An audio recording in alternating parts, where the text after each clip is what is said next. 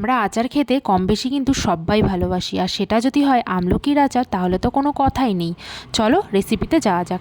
আমি এখানে 1 কিলো আমলকি নিয়ে নিয়েছি, আর আমলকিগুলোকে ভালো করে ধুয়ে নিয়েছি। আমি এখানে 10 দিন আগে আমলকিগুলো কিনে নিয়েছিলাম।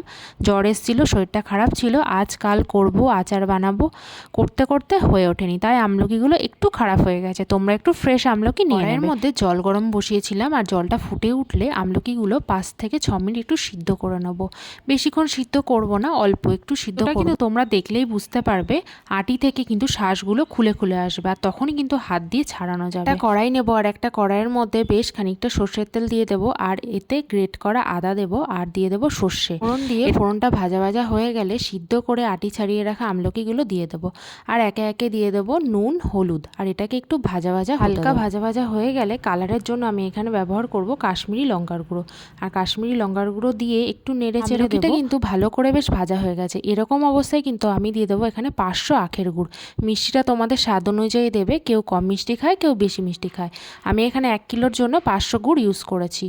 আর গুড়টা আমি 1 কাপ জল দিয়ে ভিজিয়ে রেখেছিলাম, দিয়ে ফুটুক। আর চলো একটুখানি মশলা রেডি করা যাক। আচারে কিন্তু মশলাটাই আসল। প্রথমে আমি 4-5টা শুকনো লঙ্কা নিলাম, এলাচ নিলাম, ধনে নিলাম, মৌরি নিলাম, জিরে নিলাম, আর নিলাম 5 ফোড়ন। এগুলোকে একটু শুকনো খোলায় হালকা করে ভেজে নেব। হালকা যখনই গন্ধ বেরোতে শুরু করবে তখনই কিন্তু আমি কড়াই থেকে নামিয়ে কিন্তু মশলাটা ভেজে গুঁড়িয়ে নেওয়া হয়ে গেছে, আর এদিকে কিন্তু আচারও ফুটে গেছে।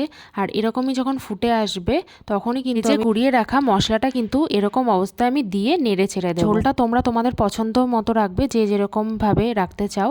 আমি এখানে একটু পাতলাই নামাচ্ছি, কারণ এটা কিন্তু আরও টানবে, আর আচার কিন্তু যত রোদে দেবে তত কিন্তু খেতে ভালো হবে। আমি এখানে কিন্তু 1 সপ্তাহ পুরো টানা রোদে দেবো, তার জন্য আমি এরকম ঝোল রাখবো।